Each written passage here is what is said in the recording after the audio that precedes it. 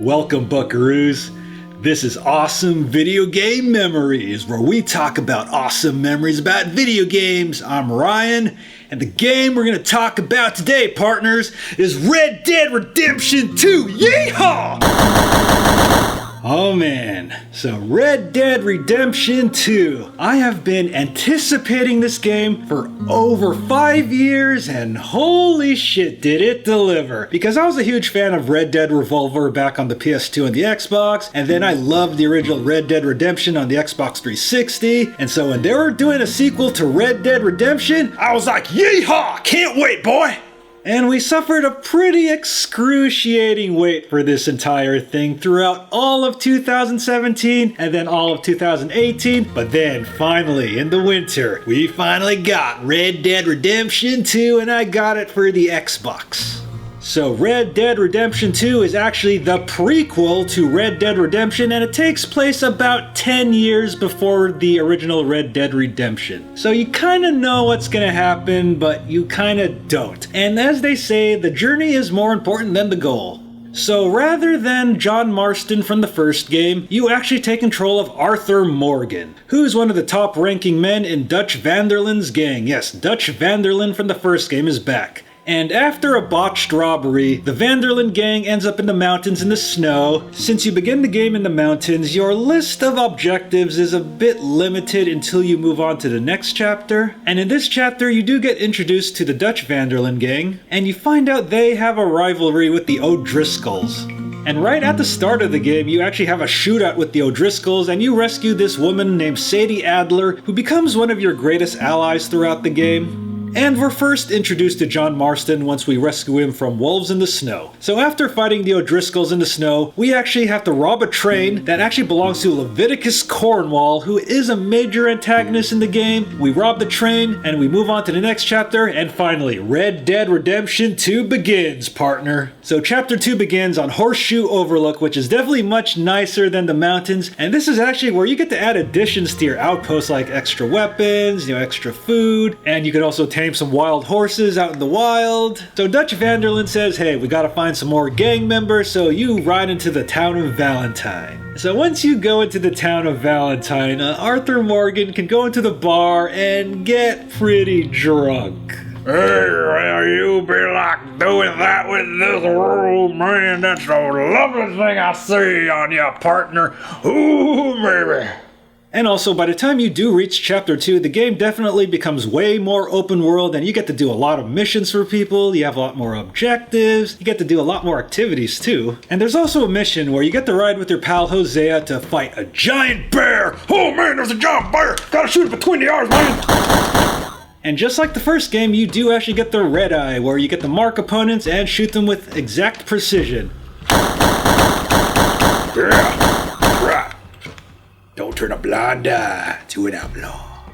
And later on, you do rescue one of the old gang members, Micah Bell, who is a very, very suspicious person who you're gonna be paying attention to a lot during this game. And also later on, you get to rescue the Irishman, Sean. And I like Sean. Sean is cool. And you do get to reunite with Arthur's long-lost love, but they can't really be together because Arthur is a bit of an outlaw, although he is a very, very honorable outlaw. And you actually do get to bond a bit with John Marston's son Jack, who is actually really, really young in this game, over fishing, but then these agents calling themselves the Pinkerton are like, boys doing anything bad? 'Cause we're watching ya. One of your guys could be a mole in your organization, so keep out of trouble, okay? So chapter 3 brings us to Clemens Point, and the main objective of this chapter is the rivalry between the Greys and the Braithwaites, although there is a bit of a Romeo and Juliet story involving the daughter and the son of both families, which Arthur kind of has to be in between and deliver messages for them. Love in the Wild Wild West. And we do reunite with Sadie Adler, who we did rescue at the beginning of the game, and she shows you how much of a badass she is. Yeah, girl, you go, Sadie! Woo! But however, you do end up working for the Braithwaites, like, passing out moonshine free at the saloon. There's a bit of tobacco involved. Yeah, you're basically kind of a drug enforcer for the Braithwaites. And also working with the Braithwaites, there is a mission where you do have to burn the Gray's tobacco fields, and things get a little heated up during this part. No, not Sean! I loved Sean! He was an Irishman! So there's also a mission where Dutch Vanderlyn tries to have a bit of a truce with Colm O'Driscoll, but Micah says it's definitely a trap, and what do you know, it is! And this ends up resulting in Arthur being tortured, and you have to kind of break out of it. Yeah, this is pretty intense, guys. So once Arthur does make his way back, you find out that the Braithwaites kidnapped Jack Marston, John Marston's son, and you're like, alright, let's rescue the boy. And oh man, the fight in the Braithwaite mansion is intense, and you set the whole fucking place on fire, and in an act of absolute cruelty, you leave Catherine Braithwaite alive while she sees her entire house burn down. That's what you get for messing with Marston's son, bitch. So, Chapter 4 begins in Saint Denis, and you actually go to one of the nicer, modern-looking cities here. Wow, this is really, really beautiful. And of course, Jack gets kidnapped again, but this time by Angelo Bronte, who's one of the bigger crime lords in the game, so you have to do a couple of missions for him before you can ensure Jack's safety again. Yeah, I really don't trust this Angelo Bronte guy. And there is one mission where you do get to dress up Arthur and the gang, and you do have to mingle with the people of Saint Denis, so you're like, well, how's it going? Yeah. And during one of Bronte's missions where you try to rob a trolley, you find out it's a setup. So you're gonna get revenge on fucking Angelo Bronte, man. Oh, we're gonna do something bad to him. So once we kidnap Angelo Bronte, we feed him to the fucking alligators. Oh boy, that was probably a very, very yummy meal of revenge.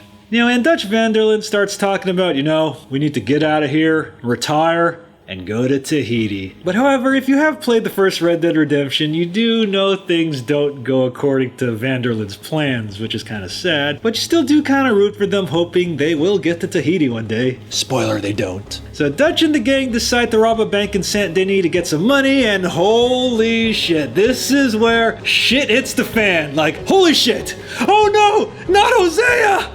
Oh my god, we're losing so many guys! And everyone tries to escape, but they end up on some kind of, not Cuban island, but they're on some kind of, foreign island completely away from where they are. This is kind of crazy. So Chapter 5 begins in the fictional island of Guarma, and you're stripped of everything. It's, Arthur, Dutch, and some other gang members, and you have to find your way off this island. So once you get off the fictional island of Guarma, you begin Chapter 6, aka Beaver Hollow, which is kind of the final chapter for now. And folks, this is where all the shit really, really hits the fan. So we go back into town, and Arthur is kinda sick. So we visit the doctor, and the doctor says, Arthur, you got tuberculosis. Oh my god. Oh no. No, not Arthur. I love Arthur, man. Arthur is such a noble, outlaw. And you do actually notice a lot of deterioration in Arthur's health through his skin and his eyes as you play this chapter. Oh, please, Arthur's gotta make it, man. Arthur's gotta make it. And when you go into Beaver Hollow, you actually have to fight off cowboy cannibals. Holy shit! Oh man, get away from me! You ain't gonna eat my gun! You ain't eating my gun! And this is actually the final type of hideout you get. I mean, yeah, I did like the outdoor one in Chapter 2, and I really did like the house one we got until, the Pinkertons kind of raided it. And this is also where you finally deal with Leviticus Cornwall once and for all. So Arthur and Dutch do go to confront Leviticus Cornwall, and then Dutch decides, fuck you. Oh shit, we started another war.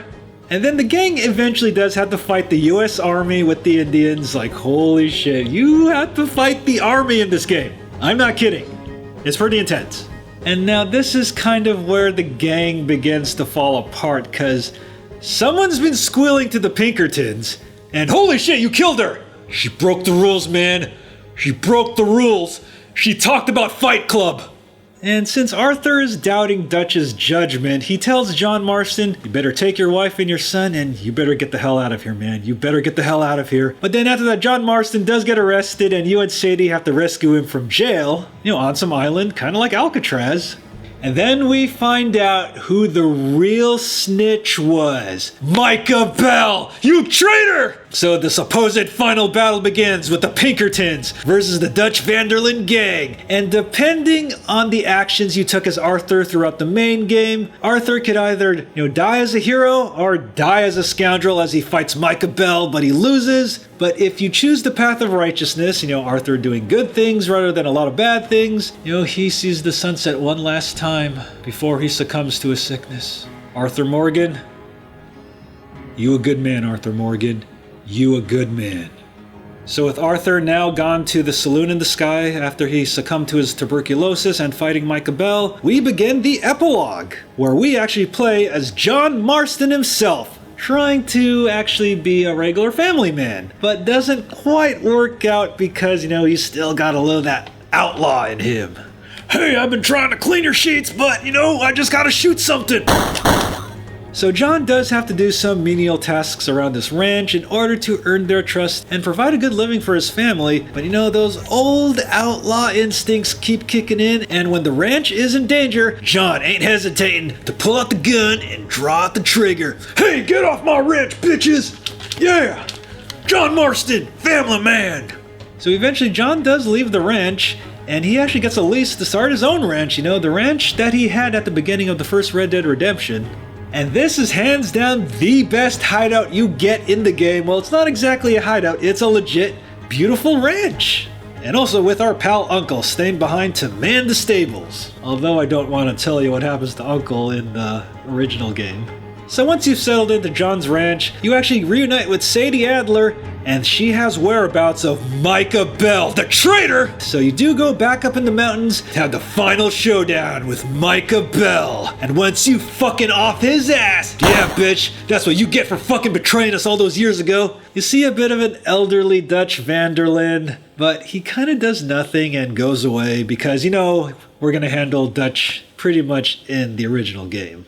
So the game ends, hopefully happily ever after, with John Marston and his family having a good time in their ranch, but then you see the Pinkertons kind of finding out, oh hey, Marston owns a ranch now, which does lead into the beginning of the next game, which is the original game. So Red Dead Redemption 2, was it worth the 8-year gap between that and the first game? I'll definitely have to say a resounding yes.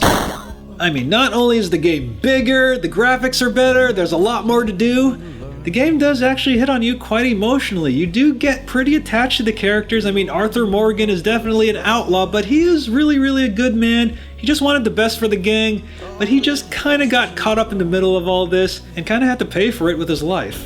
If you have played the original, you kind of know what happens with Dutch Vanderlyn and everybody, so you kind of get a bit of a happy ending in this game, but since you do know what happens, it's not as happy as you think, but you know what, I'll just enjoy it anyways. So once you finally defeat Micah Bell, the rest of the game is yours to explore. There's definitely a lot more to do, and you can also play Red Dead Online, buckaroo, yeah. So I highly, highly recommend you play Red Dead Redemption, especially if you're a fan of the original and Red Dead Revolver, and you can definitely get this game on the Xbox One and the PS4, partner. Alright, so that ends this episode of awesome video game memories about Red Dead Redemption 2, and I highly recommend this game, partner. Yee-haw! Thanks for watching, and I hope you enjoyed this video. Make sure to like, comment, and subscribe, and make sure to check out these other videos, and also make sure to follow me on social media and check out the official Battle Geek Plus website. Take care.